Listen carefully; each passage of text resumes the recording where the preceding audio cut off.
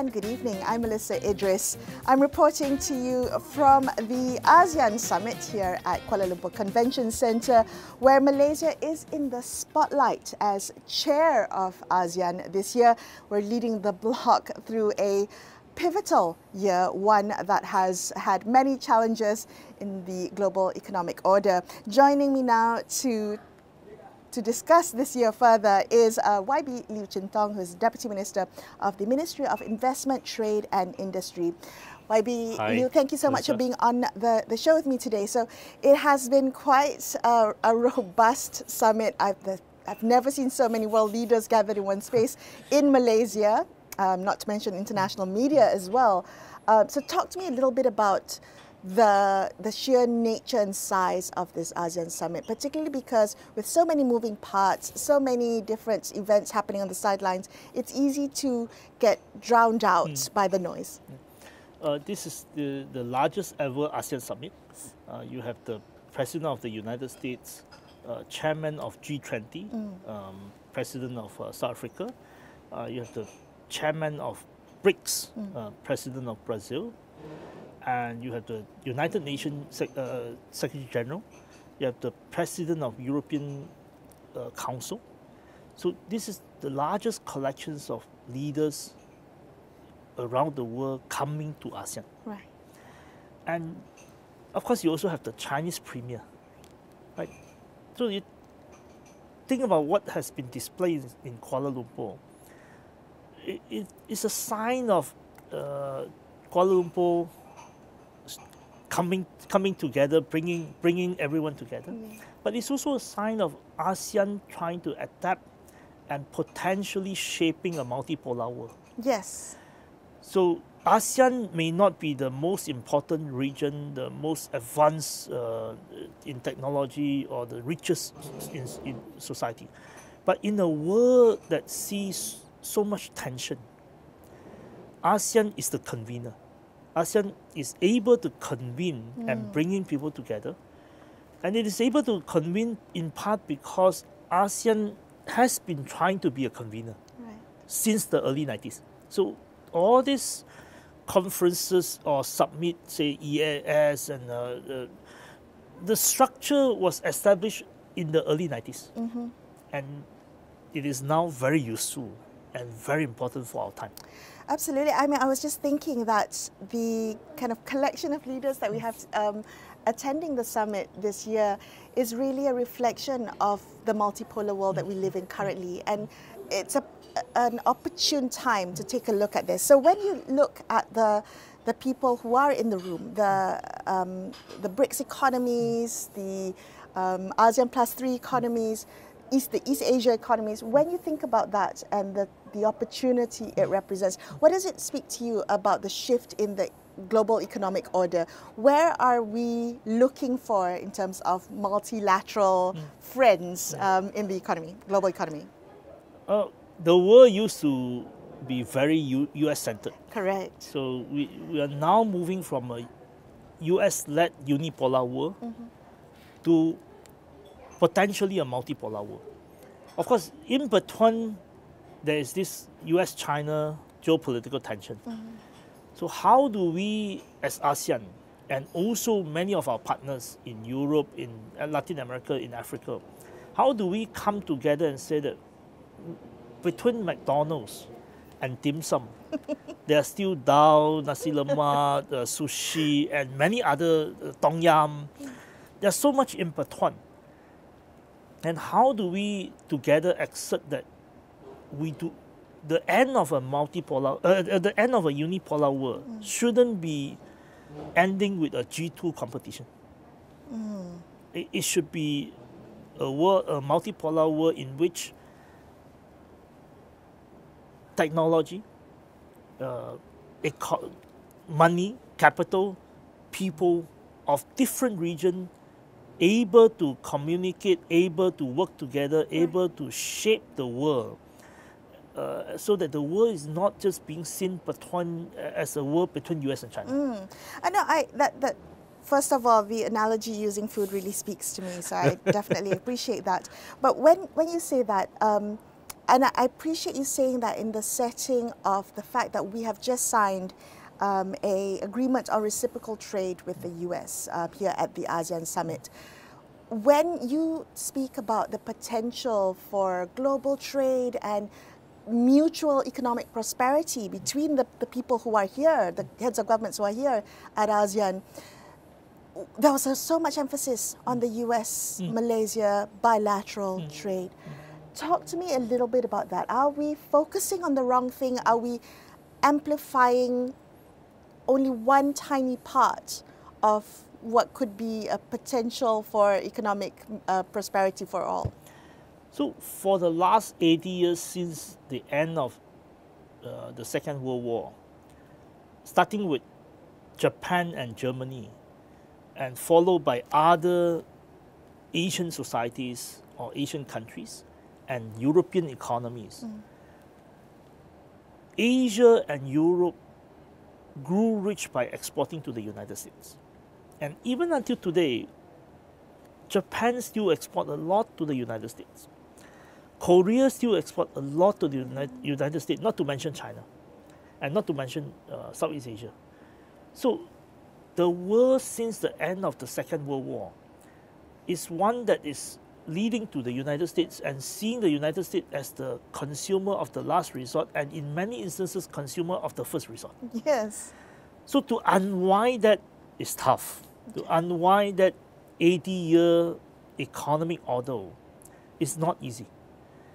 It required us to rethink about our society and how we organize our own society, how Asian countries collectively build a stronger middle class among our midst, how Europe can create a stronger consumer base so that all of us do not have to rely on just selling to the US. And that is very difficult. That takes 5, 10, 15, 20 years to pivot. Sure. So undoubtedly, we will still have to deal with the US. I mean, there's, if someone said that we don't need US anymore, that I think is also far-fetched for now. But we are working very hard. Prime Minister Anwar Ibrahim is working very hard to ensure that we diversify our relationship. We build very deep global South relationship that is not necessarily one way, but a lot more mutual, mutual help, mutual technological improvement. If you see the speeches by Prime Minister Anwar and President Lula, you see that sense of solidarity between global South countries. And that is something that we are working on, but you will not see the fruit tomorrow. It will take years to pivot and change the way we structure a society. And we have to here build a middle class here. Even if we do not do so, let's say if ASEAN countries is still continuing the same model where we are only thinking of exporting to the US, and in many ways we suppress wages in order to export cheaper, we will end up having to deal with a lot of Gen Z protests. And we will have to face with a situation where our people growing old without getting rich. So we are lucky now in Southeast Asia that most of the Southeast Asian economies have very young population compared to Japan, Korea, and China. But we have to ensure that we get rich before we get old in the next 20 years. Well, you know, I really liked that. So you made a speech in the ASEAN Economic Community Council recently, and you said precisely that, and it really stuck with me. You said, if I may quote you to yourself, how to defensively prevent Gen Z protests by providing more meaningful jobs and better pay and a sense of upward social mobility. And that objective should guide all our economic policies. It resonated so much with me because it really is. I mean, you look around the global recent affairs that there's so many Gen Z protests recently, and they are unhappy with the state of affairs of each country. When you think about how that should guide our economic policy, and Timor-Leste joining ASEAN as the 11th country has probably one of the youngest populations of the bloc. What is it that ASEAN really needs to focus on if we pay attention to the next generation and ensuring that they are, that there is a broader social compact to ASEAN beyond mutual economic benefit? Yeah, so I think ASEAN has to build some technology. Okay. We may not be building the highest technology, but we must do a lot more so that we are the indispensable middle in global technological roadmap or technological map. ASEAN? ASEAN. You think about this. A master builder in technology? No, I mean, let's take semiconductor. Okay. Right. There was a period of time after China joined WTO in 2001. There was a period of time that the world corporations all invested in China. And there was no significant use of the supply chain in this region. But companies are now thinking of diversification because of geopolitical concern, because of the concern of potential war, and also because of climate change, because of other crises, pandemic as well. So in that sort of context, when corporations look at the supply chain, particularly in semiconductor, in Malaysia, Singapore, and Vietnam, they are all surprised. So I met so many foreign investors, foreign companies. They were very surprised that the combined supply chain in semiconductor among Malaysia, Singapore, and Vietnam is so comprehensive and sophisticated. Not at the highest level, but very significant, to the extent that Malaysia produces almost 30% to 1/3 of global automotive chips. Wow. So what does that reflect to them about how comprehensive the system is? Because their attention used to be just on China. Now they are looking for alternative. Right. The world doesn't have that many areas or regions or countries that has significant presence and deep semiconductor supply chain. You have a bit in Mexico, you have a bit in Poland, in some part of Eastern Europe, Eastern European countries. India is trying, but nowhere else. The choices of diversification are just these places. Of course, this is semiconductor, but likewise, many other industries, we do have some capability, and we just need to do more, and not just producing, but we must innovate as well. Okay. And innovation, we shouldn't be thinking of suddenly innovating the top technology. Okay. We should be thinking of middle tech and middle technology that is part of global supply chain, but also middle technology that can solve daily challenges of our own people, including medical, including better living conditions, and not just our people, but the bottom billions of world's population. So if we can think about that, then Brazil, Malaysia, India, South Africa, our limited but significant research capability can come together to create new things for the region. And this is important because you cannot just say that, okay, pay higher, Yes. but you don't innovate. Yes. So we need to innovate, we need to create new things, we need to create new products, new technology, new processes in order to pay people better. But paying people better is also important because otherwise we will not be able to create a middle class. And if we cannot create a middle class, our people will continue to suffer, and there will be Gen Z protests. Well, you talked about it almost like it's a single market, but we all know ASEAN is not that. It's not the single market like an EU. When you think about this type of cooperation, is ASEAN the right driver? Is ASEAN as a bloc the right driver to push this forward? Or is this a pipe dream that we're thinking about this economic integration, technological mutual cooperation? Is it just optics, or can it be a reality? It can be a reality if we start working together. For example, ASEAN Power Grid. Okay. Right. Okay. This year we have signed a significant MOU on ASEAN Power Grid, and particularly emphasizing on a blended financing mechanism, so that it is not just based on off-taking model. It is not just that I buy from you and you generate electricity, but it is really about bringing the Asian Development Bank, bringing the World Bank, bringing multilateral financial institutions to come together with the financial market in ASEAN, Right. so that we can really think about creating electricity not just for the richer societies in ASEAN, but also more for the rural places, the cities in let's say Laos. Laos generate electricity, but Laos doesn't have enough electricity for their own use. So how do we bridge the gap? How do we ensure that in 20 years' time, Laos becomes a richer society, or at least has a significant middle class? Right. Vietnam in 20 years' time has a big middle class. Let's say in 20 years' time, Indonesia becomes so much bigger with a significant middle class. Because ultimately, we now have 680 million population in ASEAN.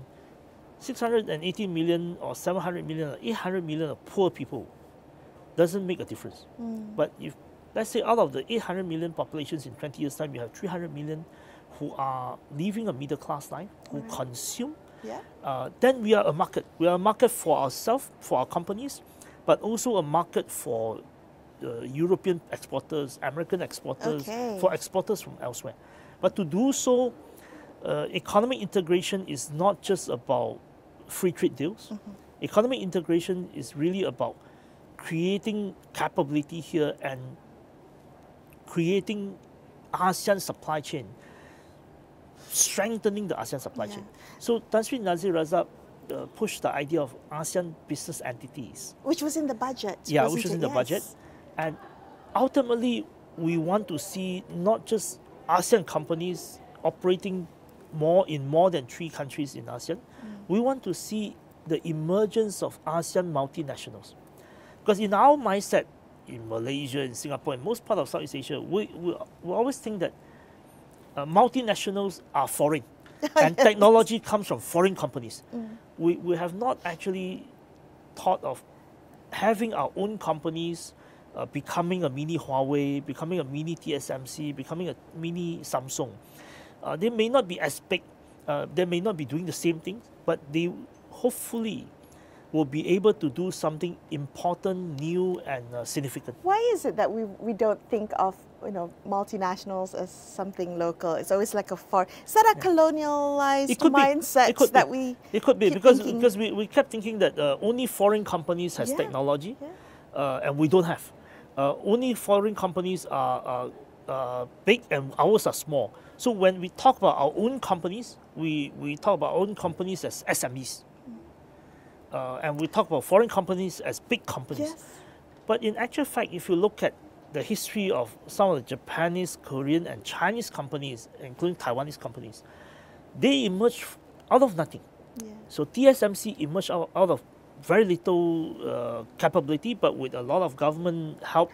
And also with clear directions and with opportune time. So they emerge. Samsung, Huawei, BYD. So these are all examples of Asian corporations emerging almost out of nothing. So if we think about ASEAN, we think about Malaysian companies, what we should do is to say that we welcome foreign investment. We welcome foreign transfer of technology. We welcome long-term partnerships with foreign companies, but at the same time, we want to tell our investors, help us to grow our companies so that one day they become significant players around the world. The potential is limitless. In the time that we do have left, I want to shift the focus a little bit to talk about our newest member of ASEAN, the 11th member of ASEAN, Timor-Leste. And Timor-Leste is particularly interesting because of its history, but also it speaks to the values of ASEAN to expand this inclusiveness of our neighborhood, so to speak. Talk to me about what you see in terms of the future of ASEAN being an 11-member bloc now. I was very touched. I was seated 3 rows behind Prime Minister Anwar and watching Sanana Gusmau's speech, watching the whole ceremony. I was very touched. I was touched because of the historical experience of Timor-Leste and how, in a way, with Timor-Leste joining, Southeast Asia, which was previously colonies of different colonizer, now coming together as one community of nation states. The history of Timor-Leste was particularly interesting, especially in the context of who were seated next to Prime Minister Anwar. From where I was seated, I saw next to Prime Minister Anwar, it was President Lula, and next to President Lula, it was the President of European Council, His Excellency Antonio Costa, who was former Prime Minister of Portugal. And Brazil was a Portuguese-speaking community or country. And both of them know the Ramaphosa and also Ramaphosa and Zana Guzman since days back. Why Timor-Leste became a challenge for the region was because in 1974, Portuguese people overthrown their authoritarian government in what was called the Carnation Revolution.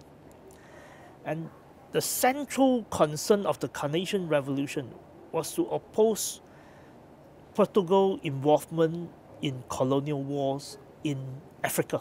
Right. So with the ongoing new government and ongoing revolution in Portugal, in 1975, Portugal gave up Timor-Leste and allowed Timor-Leste to gain independence, which was objected by Indonesia. So that started a whole period of time, of very difficult time until 2000, year 2000. And President Prabowo was seated among the audience, and President Prabowo was involved from the Indonesian side in the conflict. So Prime Minister Anwar used the word reconciliation with deep meaning, that we were all stuck in colonial history, but we are now coming together as a community of nation state, reconcile with our past and moving forward. It's very meaningful having those collections of world leaders in the same room as, we welcome Timor-Leste into ASEAN. In the time that we have left, I do want to ask you where you think the bloc is headed, because we still have 2 months in our chairmanship. I think a lot of people think that we are handing it over to the Philippines straight away, but we still have some time. Is there still time to make sure that the momentum we've created throughout the year continues? And where do you see, are you hopeful that the momentum will continue as the Philippines takes over chairmanship? I spent a lot of time with my counterparts from the Philippines, my counterpart at my level. We spent a lot of time since early this year talking about how we can continue what we do in Malaysia in constant consultation with them, so that some of these initiatives that started in Malaysia in 2025 can be continued in 2026 and beyond. We want to see a more coherent and consistent ASEAN, and one of the ways to do it is to really ensure continuity. Right. So as far as economics is concerned, we are in close consultation with the Philippines from day one. And of course, ASEAN is not structured in such a way that your chairmanship, you can decide on everything. Correct. You have to work in a very collegial relationship with other member states. So this year, I chair the ASEAN Joint Economic Task Force together with my Indonesian counterpart. And we also work very closely with our ASEAN partners and with particularly with colleagues from the Philippines. These are basically relationship that we have built at multiple levels. Prime Minister Anwar spent a lot of time with leaders from ASEAN, consulting them, and at Tunku Zafrul's level, at Minister Mahasan's level, at our level, and at our officials' level, we have this deep sense of camaraderie among us, and we think that in this changing global order, we have a role, and we have a historic role to play to ensure that ASEAN matters and ASEAN comes together stronger, and ASEAN can create a more prosperous society in the years to come for our people. Is there that shared camaraderie? Is there that shared vision, particularly amongst the people who are kind of pushing through this agenda, doing the work, going for the meetings, having those hours long of discussion? Is there this collective mindset that ASEAN can be, ASEAN boleh, so to speak? Yeah. I believe so. I believe so. I believe that our officials, our ministers, and particularly Prime Minister Anwar and the ASEAN leaders, why are they spending so much time? Yeah. Because they all realize that the world has changed. And in the words of the Prime Minister Lawrence Wong, there's no going back. There's no going back to the world order that we are so used to. And we are now having to find new path. Right. And this moment in history is important, and I think we all realize it. People in the room, people that we talk to, we all realize that we are entering into a new phase of history in the world. We do not know which way it will take, but as Prime Minister Anwar said, priority is to ensure that we have a peaceful ASEAN, and with a peaceful ASEAN, we want to build our capability, we want to build strength, we want to build a prosperous society. Yeah. I think that the public feels it too, that the ground has shifted and we're not quite sure, but it's wonderful to hear that there is an opportunity to be seized at this point in time, and you know, it's Malaysia's I guess mantle to pick up as Chair of ASEAN. YB, thank you so much for being on the show with me today. It's been such a pleasure to speak to you, and thank you for the almost history lesson of our newest ASEAN member, Timor-Leste. Thank you for your time. Thank you, Melisa. I'm Melisa Idris signing off for the evening. Thanks so much for watching, and good night.